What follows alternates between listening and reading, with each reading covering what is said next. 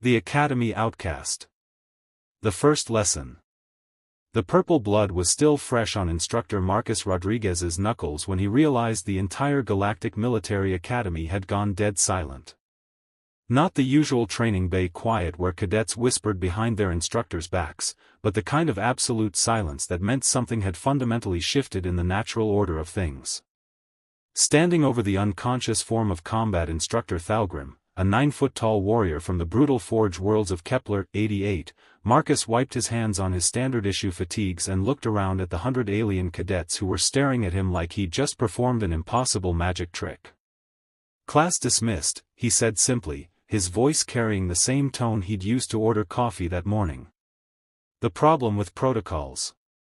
3 hours earlier, Marcus had walked into his first day as the Academy's newest human instructor with exactly 0 expectations and a service record that made the alien administrators nervous. 20 years in the Terran Marines, including 6 years fighting the separatist uprising in the Tau Ceti system, had given him a very particular set of skills that didn't translate well to the Academy's standard curriculum. The Academy Handbook, all 847 pages of it, was very clear about instructor conduct. Section 12.4 specifically stated that physical altercations between faculty members were grounds for immediate termination and possible criminal charges. Section 15.7 outlined the proper procedures for resolving disputes through the mediation board. Section 23.1 covered appropriate responses to challenges from other species. None of those sections had prepared him for what happened when Thalgrim decided to test the new human instructor in front of his advanced combat class. The challenge nobody expected. "Human," Thalgrim had growled, his massive frame casting shadows across the training mat, "your species is soft. Weak. You have no business teaching warriors." The Forge Worlders were known throughout the galaxy for their combat prowess. Their planet's gravity was 3 times Earth standard, their atmosphere was mostly methane and sulfur compounds, and their idea of childhood games involved weapons that could level city blocks. Thalgrim had never lost a combat challenge in his 15-year career at the Academy. Marcus had looked up from his lesson plan, taking in the alien's impressive bulk, the ceremonial scars covering his arms, and the expectant faces of the cadets who were obviously waiting for the human to back down or make some excuse. "Okay," Marcus had said. That was it. Just, okay. When simplicity meets complexity. What followed wasn't really a fight in any traditional sense. Thalgrim had approached combat the way his people always did, overwhelming force applied with technical precision. He'd charged forward with a battle cry that shattered 3 windows and sent most of the smaller cadets diving for cover. Marcus had simply stepped aside. The Forge Worlders' momentum had carried him past his target, and Marcus had helped that momentum along with a gentle push that sent Thalgrim crashing into the far wall with enough force to crack the reinforced titanium plating. "Round 1, Marcus had announced calmly. Thalgrim had roared his fury and launched into a series of attacks that demonstrated why his species had conquered 14 star systems before joining the galactic community. His movements were faster than anything his size should have been capable of, his strength was enough to bend steel bars, and his technique was flawless according to every combat manual in the known galaxy. Marcus had responded by doing something that wasn't in any manual anywhere. He'd adapted. The art of not fighting. While Thalgrim threw punches that could have demolished buildings, Marcus simply wasn't where those punches were aimed. While the alien warrior attempted to grab him in holds that had subdued countless opponents, Marcus slipped away like water. While Thalgrim exhausted himself with increasingly desperate attacks, Marcus waited. "You're not fighting," Thalgrim had gasped after 10 minutes of pursuing his elusive opponent. "No," Marcus had agreed, "I'm not. Fight me properly." "Why?" The question had stopped Thalgrim cold. In his culture, combat was sacred. Challenges were answered with strength, honor demanded direct confrontation, and victory came to those who proved their superiority through force. Marcus Rodriguez had spent 20 years learning that sometimes the best way to win a fight was to let your opponent beat himself. The moment everything changed. When Thalgrim finally collapsed from exhaustion, his massive chest heaving as he struggled to draw breath in the Academy's oxygen-rich atmosphere. Marcus had knelt beside him and offered him a bottle of water. "Good effort," he'd said with genuine respect. "You've got excellent technique. Your people know how to fight." Thalgrim had stared up at him with 4 eyes that held something between confusion and rage. You dishonored me." "No," Marcus had replied, helping the alien to his feet, "I taught you something new." The cadets had watched in fascination as their supposedly invincible instructor accepted help from the human he'd meant to humiliate. Some of them were taking notes. Others were recording everything on their personal devices. A few were already sending messages to friends in other classes. The ripple effect begins. Word spread through the academy faster than a reactor breach. By evening mess, every alien cadet, instructor, and administrator knew that the new human teacher had defeated combat instructor Thalgrim without throwing a single punch. The stories grew in the telling. Some versions had Marcus moving like a ghost, others claimed he'd used some kind of psychic powers, and at least one report suggested he might actually be a highly advanced android. Marcus ignored the whispers and speculation. He'd seen the same thing happen during his military service whenever humans did something that didn't fit alien expectations. The galaxy was full of species that had mastered various aspects of warfare. The Kethvar were unmatched snipers, the Brolix excelled at siege warfare, and the Yith-Kai could coordinate fleet movements with telepathic precision. But humans, Marcus had learned over his long career, had mastered something else entirely. They'd learned how to be unpredictable. Setting new standards. As he prepared for his next day of classes, Marcus reviewed the Academy's training protocols one more time. Everything was standardized, categorized, and optimized for maximum efficiency. Every species had their role, their strengths, and their limitations clearly defined.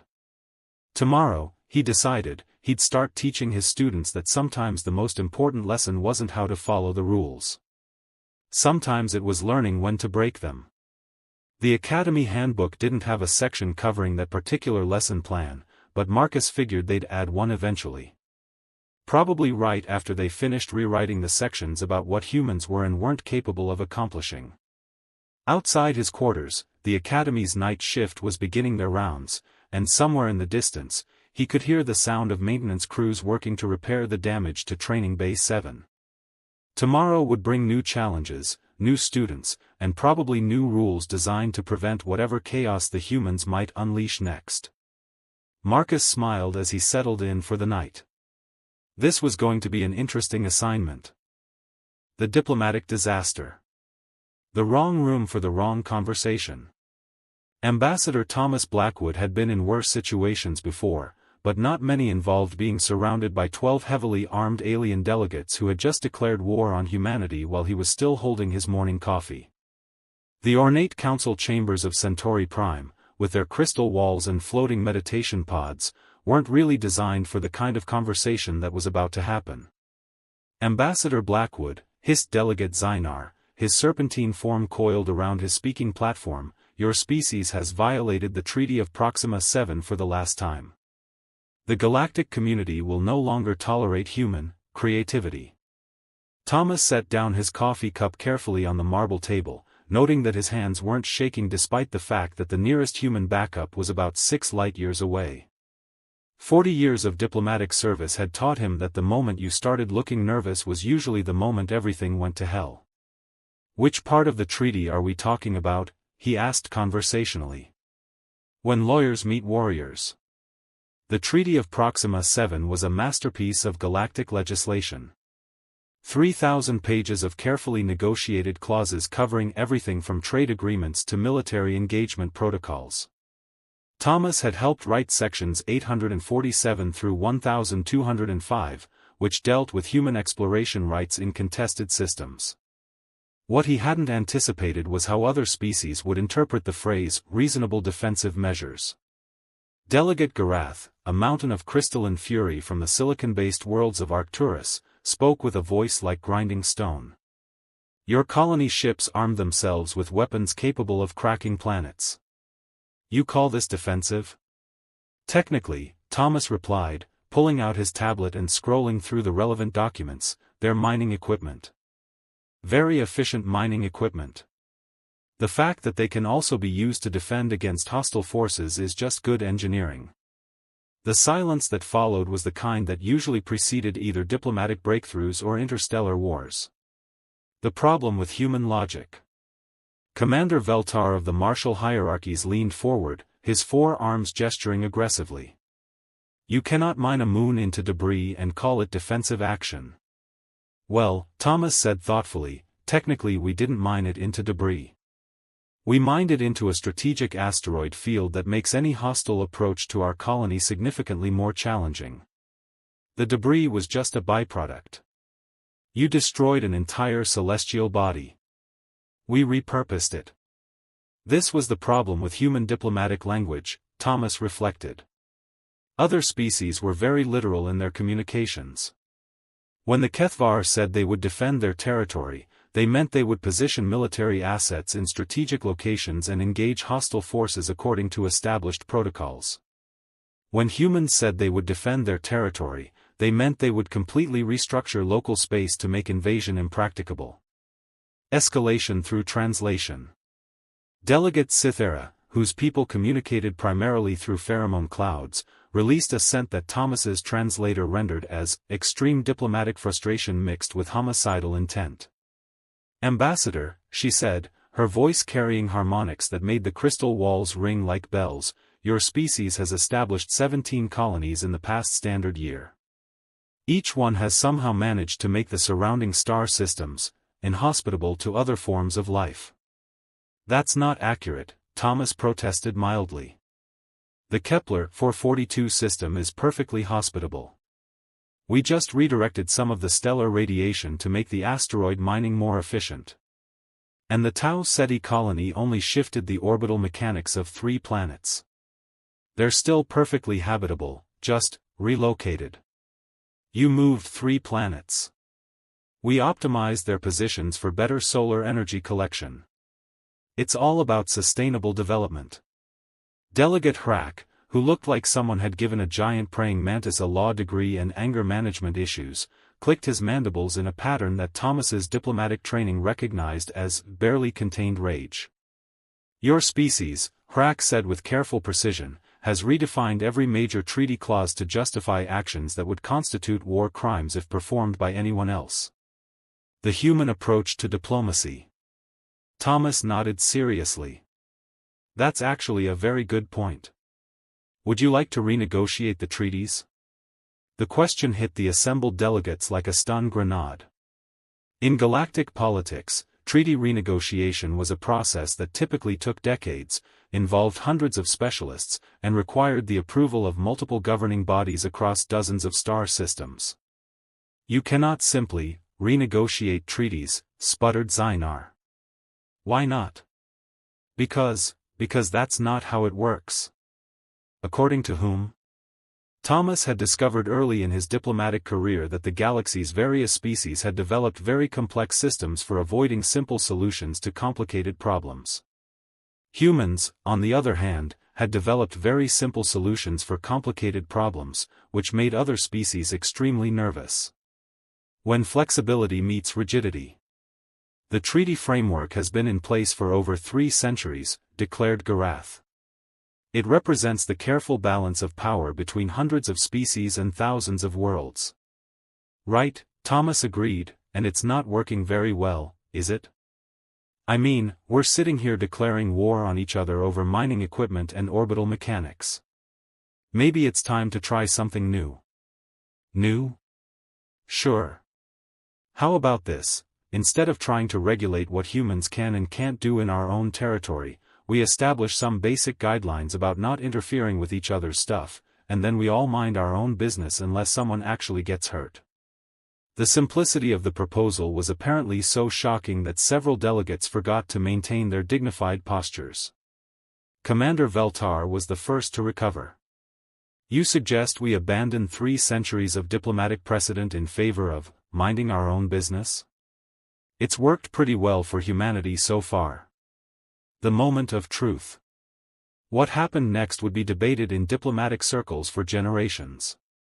Delegate Cythera released a pheromone cloud that Thomas's translator struggled to interpret, finally settling on bewildered admiration mixed with the scent of someone who has just realized they've been overthinking a simple problem.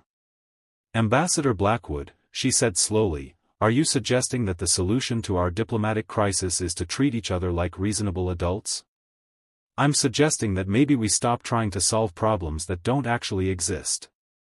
Humans mine asteroids because we need the materials. We move planets because it makes sense for our energy needs. We defend our colonies because that's what you do with things you care about. None of this has to be complicated unless we make it complicated. Delegate Hrack's mandibles had stopped clicking. In fact, the entire chamber had gone quiet except for the soft humming of the environmental systems. Rewriting the rules. So, Thomas continued, reaching for his coffee again, here's what I propose. We scrap about 90% of the existing treaty framework and replace it with something simple. Don't attack each other. Don't interfere with each other's internal affairs. If you have a problem, talk about it before shooting. Everything else is optional. The silence stretched out until Zynar finally uncoiled from his platform and slithered closer to the table. You would trust us to honor such a minimal agreement? Would you honor it? Yes. Yes, I believe we would. Then what's the problem? The new paradigm. 6 hours later, Thomas was transmitting the preliminary framework for what would become known as the Blackwood Accords back to Earth. The document was 12 pages long, written in language that a child could understand, and would eventually be adopted by over 800 species across the galaxy. The key innovation wasn't the simplicity of the language or the flexibility of the terms. It was the recognition that sometimes the best solution to a diplomatic crisis was to stop being diplomatic about it and start being honest instead.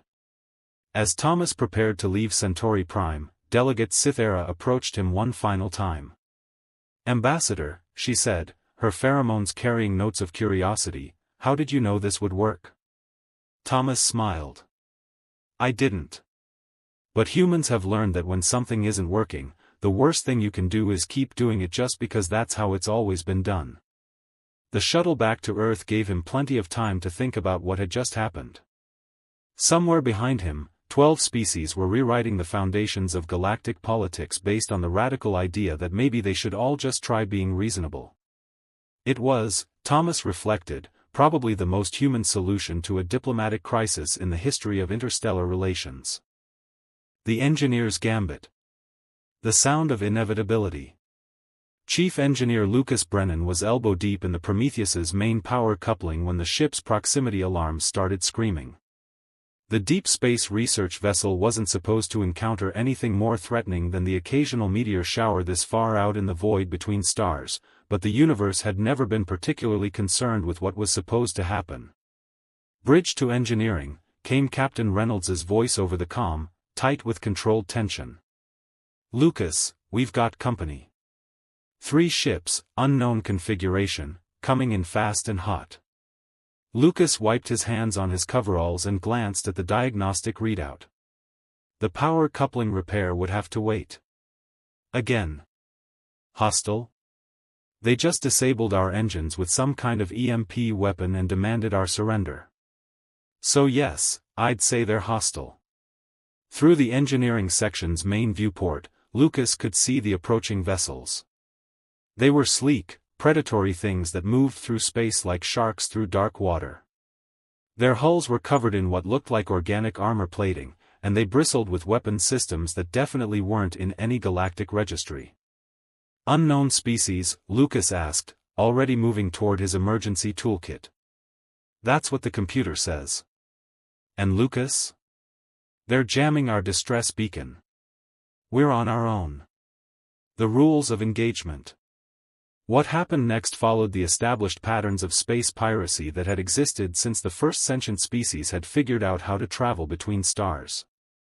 The hostile vessels would dock with the Prometheus, armed boarding parties would secure the ship and crew, valuable cargo would be transferred to the pirate vessels, and the research ship would either be scuttled or claimed as a prize. The Prometheus wasn't a warship. She was a deep space science vessel designed for long-range exploration and research, with minimal defensive capabilities and a crew of 37 scientists, technicians, and support staff. By every rational calculation, resistance would be futile and probably suicidal. Lucas Brennan had spent 15 years maintaining ships in the Outer Rim territories, where rational calculations had a way of getting people killed. "Attention human vessel," came a new voice over the comm system, speaking in heavily accented Standard Galactic. "You will prepare for boarding. Resistance will result in the termination of your crew." Captain Reynolds's response was diplomatically appropriate and professionally delivered. "This is Captain Reynolds of the Earth research vessel Prometheus. We are conducting peaceful scientific research under galactic community protocols. What is the nature of your business with us? Your cargo manifest indicates you carry rare Earth elements and advanced technology. These will be transferred to our vessels. Comply, and you will be permitted to continue your journey." The human perspective on compliance. Lucas listened to the exchange while pulling specific items from his toolkit. A standard plasma cutter, a roll of emergency hull sealant, 3 portable power cells, and a device that looked like a handheld scanner but was actually something else entirely. "Captain," he said into his comm unit, "I need about 10 minutes to secure the engineering section." "Lucas, they're coming aboard." "I don't think we have 10 minutes. "Then make some." This was the difference between human engineers and everyone else in the galaxy, Lucas reflected as he began working on what most species would consider an impossible task. Other species built things to last, to be efficient, to follow established protocols. Humans built things to be adaptable. The boarding party.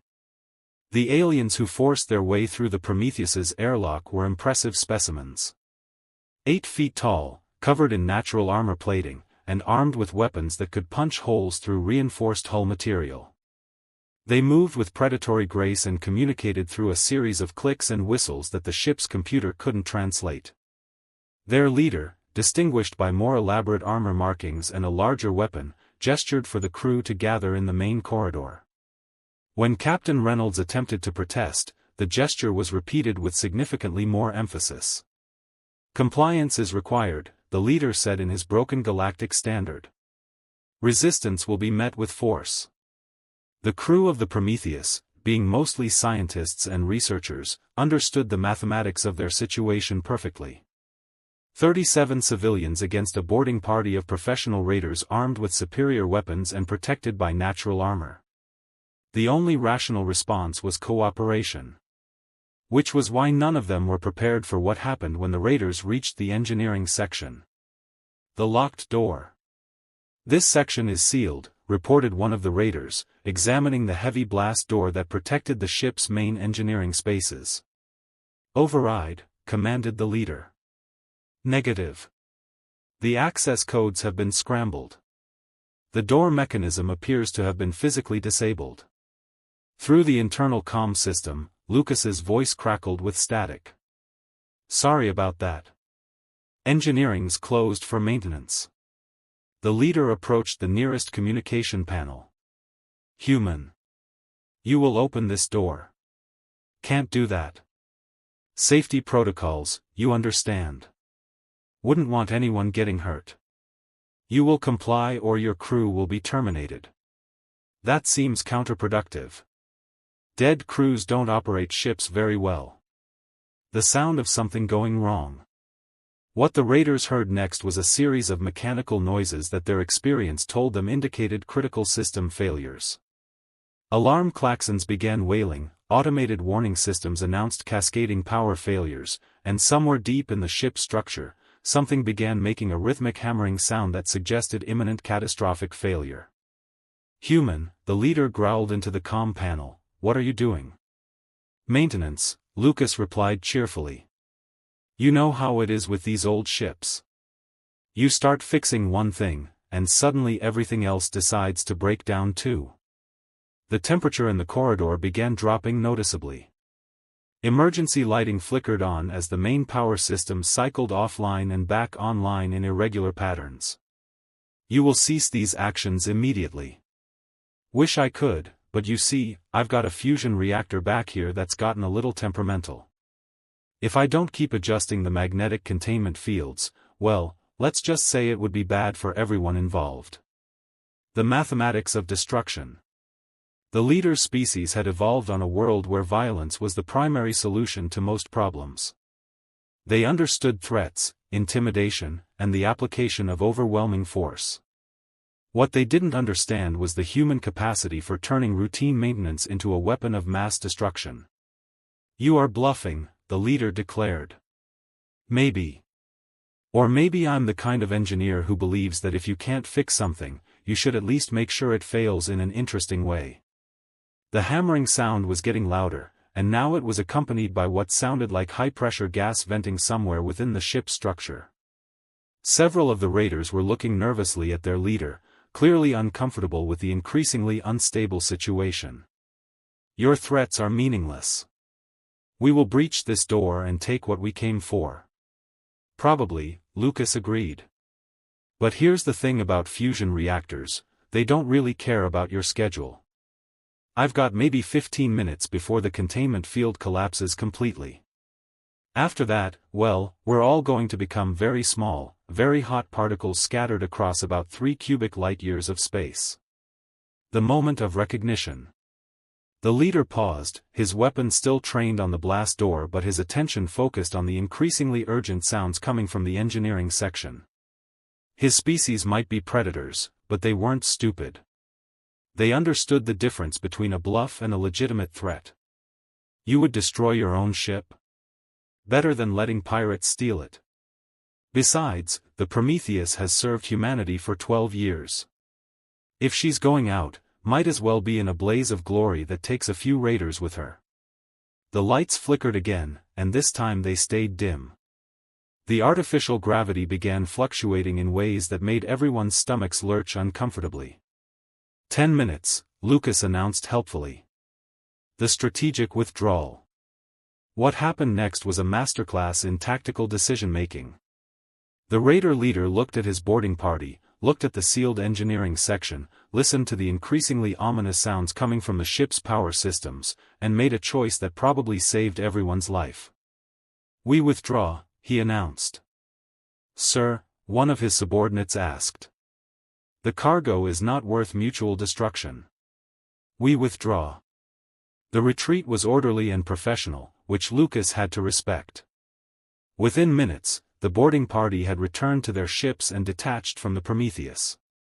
The 3 raider vessels moved to what they clearly considered a safe distance and held position. Human, came the leader's voice over the comm one final time, you are either very brave or completely insane. Probably both, Lucas replied. Thanks for not testing the theory. The aftermath. After the raiders had jumped to hyperspace, presumably in search of less complicated prey, Captain Reynolds made his way to the engineering section. He found Lucas calmly working on the power coupling repair he'd been interrupted from completing earlier. The fusion reactor, Reynolds asked.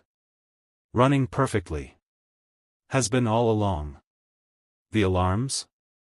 The power failures? The hammering sounds? Lucas gestured to a collection of maintenance equipment he'd arranged throughout the engineering bay.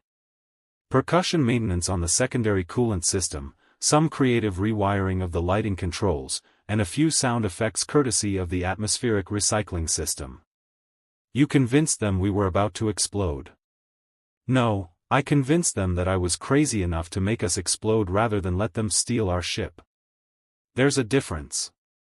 Reynolds was quiet for a moment, processing what had just happened. Lucas, that was either brilliant or certifiably insane. Like I told them, probably both. But it worked, didn't it? As the Prometheus resumed its journey into the deep void between stars, Lucas returned to his maintenance work. Somewhere in his toolkit was a note he'd written years ago, a reminder that had served him well throughout his career in the Outer Rim territories. When you can't fight and you can't run, the note read, make sure the other guy thinks you're crazy enough to do something nobody sane would ever consider. It wasn't the most conventional approach to ship security, but then again, Humans had never been particularly conventional about anything.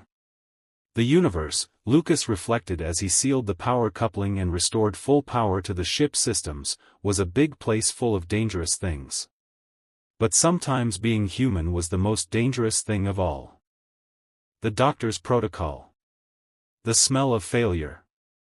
Dr. Jonathan Pierce could smell death in the recycled air of quarantine facility Titan 7, and it wasn't just the kind of death that came from natural causes. This was the kind of death that came from giving up, from accepting that some problems couldn't be solved, from following procedures that had been written by people who'd never seen a plague that could kill a dozen species simultaneously. The latest casualty report sat on his desk like an accusation. 47 dead in the past 24 hours. The Kethvar delegation had been completely wiped out. The silicon-based lifeforms from Arcturus were dissolving into their component minerals. Even the energy beings from the Proxima system were somehow becoming infected by something that shouldn't have been able to affect them at all. Dr. Pierce, came the voice of Administrator Veltark over the facility's intercom system, the Galactic Health Council is requesting an immediate status update. Jonathan looked up from the molecular analysis he'd been studying for the past 6 hours. The plague organism was unlike anything in the medical databases. It seemed to adapt to each species it encountered, rewriting its own genetic structure to exploit specific biological vulnerabilities. By all rights, it should have been impossible. "Tell them we're working on it," he replied. "They're requesting a timeline for containment. Tell them we're still working on it." The problem with established medicine. Galactic medicine was a marvel of cooperative science. Hundreds of species had contributed their knowledge to create treatment protocols that could address the medical needs of virtually every known form of life. There were standardized procedures for everything from oxygen-based respiratory infections to plasma-based energy disorders. The problem was that the plague currently ravaging Titan 7 didn't follow any of the established patterns. It was as if someone had designed a disease specifically to make every known medical protocol useless. Jonathan had been studying the organism for 3 days now, ever since the first cases had appeared among the mining colony's diverse population. The initial symptoms were different for each species, but they all followed the same pattern: rapid onset, aggressive progression, and a mortality rate that was approaching 100%. The Galactic Health Council's recommended response was quarantine and containment until a proper treatment could be developed through established research channels. Estimated timeline: 6 to 18 months. The colony's population would be dead in 6 days. The human approach to impossible problems. Jonathan had been a combat medic before joining the Galactic Medical Service, which meant he'd spent years treating conditions that weren't in any textbook. Battlefield medicine was all about improvisation, about finding solutions when the proper equipment wasn't available and the established procedures wouldn't work. He'd learned early in his career that sometimes the best treatment was the wrong treatment applied at the right time. "Computer," he said, turning to the facility's main medical database, "show me the genetic structure of the plague organism." The holographic display showed a complex molecular structure that seemed to shift and change even as he watched it. The organism was literally rewriting itself in real time, adapting to whatever environment it encountered. "Computer, show me the common genetic elements across all infected species." "There are no common genetic elements," the computer replied in its maddeningly calm voice. "Affected species show no significant biological similarities." "Then show me the common metabolic processes." "Affected species utilize fundamentally different metabolic pathways." Jonathan stared at the display, his mind working through possibilities that the computer's programming wouldn't allow it to consider. If the plague could adapt to any biological system, what was the one thing that all biological systems had in common? "Computer, what is the one universal requirement for all known forms of life?" "Processing. All known forms of life require some form of energy conversion to maintain biological functions." "And what happens when you disrupt that energy conversion?" "Biological functions cease. The organism dies." The treatment nobody had considered. What Jonathan did next would have horrified the Galactic Health Council and probably violated at least a dozen medical ethics guidelines. Instead of trying to kill the plague organism, he decided to kill the patients. Not permanently, of course. But temporarily. The theory was simple: if the plague required living biological processes to survive and reproduce, then temporarily stopping those processes might break the organism's ability to adapt and spread. It was the medical equivalent of turning something off and turning it back on again. The practice was significantly more complicated. "Nurse Davidson," he called to his human assistant, "I need you to prepare the cryogenic suspension units. All of them. All of them. And get me the emergency stimulant supplies. Everything we have." Davidson had worked with Jonathan long enough to know when he was about to attempt something that would either save everyone or get them both court-martialed. "What are we doing?" "We're going to kill our patients and then bring them back to life." "That's insane." "Probably. But the alternative is letting them die permanently, and I'm not ready to do that yet." The moment of no return. The first test subject was a volunteer from the colony's engineering staff, a tough woman named Martinez who'd been infected 6 hours earlier and was showing the early symptoms of systemic biological failure. By all medical projections, she had maybe 12 hours left. "Dr. Pierce," she said as Jonathan prepared the cryogenic suspension equipment, "I want you to know that if this kills me, I'm going to haunt you for the rest of your life." "Understood. But if it works, you're buying the first round when we get back to Earth." "Deal." The procedure was brutal in its simplicity. Jonathan used the suspension system to gradually lower Martinez's body temperature while simultaneously administering drugs that would slow her heart rate and brain activity to near zero levels. For approximately 10 minutes, she would be clinically dead by any standard measurement. During those 10 minutes, the plague organism would find itself in a host body that was no longer providing the biological processes it needed to survive and replicate. Without a living system to adapt to, it would either die or become dormant. Then Jonathan would reverse the process, warming her body and stimulating her biological systems back to normal function. If the theory was correct, she would recover without the plague organism. If the theory was wrong, she would die. Initiating suspension, Jonathan announced to the medical team that had gathered to watch what they were certain was either a breakthrough or a catastrophe. The longest 10 minutes. Watching someone die, even temporarily and by design, was not something that got easier with practice. Jonathan monitored Martinez's vital signs as they dropped to zero, watched her brain activity flatline, and confirmed that by every measurement available to medical science, she was dead. The plague organism's biological markers began changing almost immediately. Without a living host to adapt to, it seemed to be losing cohesion, its complex molecular structure becoming unstable. 5 minutes, Davidson announced. Jonathan made careful notes of the organism's degradation patterns. If this worked, he would need to know exactly how long the suspension needed to last for each species. Too short, and the organism would recover. Too long, and the patient wouldn't. 8 minutes. The plague organism was now showing signs of complete cellular breakdown. Its adaptive mechanisms were failing without a living system to respond to. 10 minutes. Initiating revival. The return to life. Bringing someone back from clinical death was a process that required precise timing and careful monitoring. Jonathan administered the stimulant cocktail while Davidson operated the warming systems, gradually returning Martinez's body temperature to normal. Her heart started beating again at minute 12. Brain activity resumed at minute 14.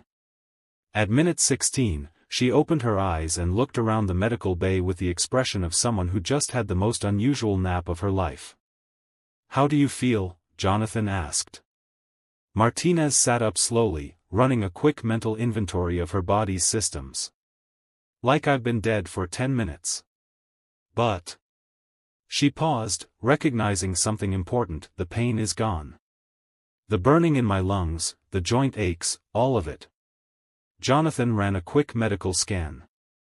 No trace of the plague organism remained in her system. "Nurse Davidson," he said quietly, "prepare the other suspension units. We're going to need all of them." The mass resurrection. What followed was the largest coordinated medical procedure in galactic history. Over the course of the next 18 hours, Jonathan and his team systematically killed and revived every infected individual in the facility. The procedure had to be carefully calibrated for each species. Silicon-based lifeforms required different suspension protocols than oxygen breathers, and the energy beings needed an entirely different approach altogether. But the theory held. The plague organism, deprived of living hosts to adapt to, consistently broke down during the suspension period. Patients who had been hours from death woke up completely free of infection. The Galactic Health Council's official response was to demand a full investigation into Jonathan's reckless endangerment of patient lives and violation of established medical protocols. The unofficial response was to quietly adopt his technique as the standard treatment for adaptive plague organisms. The final report. As Jonathan prepared his final report on the Titan VII incident, he reflected on the fundamental difference between human medicine and galactic medicine. Other species had developed treatments based on detailed understanding of biological processes and careful adherence to established protocols. Humans had learned that sometimes the best way to solve a problem was to temporarily make it worse. Dr. Pierce, Administrator Veltark said, reviewing the casualty reports, "The final count is 0 deaths from plague infection. How do you explain this unprecedented success rate?" "Simple," Jonathan replied, packing his medical equipment for transport back to Earth. "We stopped trying to fight the disease and started fighting the problem." "I don't understand the distinction." "The disease was adaptive. It could respond to any treatment we tried. But the problem was that it needed living hosts to survive. So we temporarily eliminated the living hosts." Veltark's expression suggested he was still processing this logic. "You killed the patients to save them.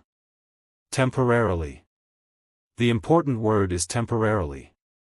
As the transport ship prepared to leave Titan VII, Jonathan looked back at the quarantine facility where he'd spent the most challenging week of his medical career. Somewhere in his notes was a reminder he'd written on his first day of combat medic training: "When the standard treatment doesn't work, try the opposite." It wasn't the most conventional approach to medicine, but then again, humans had never been particularly conventional about staying alive.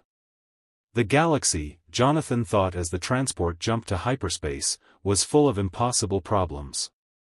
But sometimes being human meant refusing to accept that anything was truly impossible.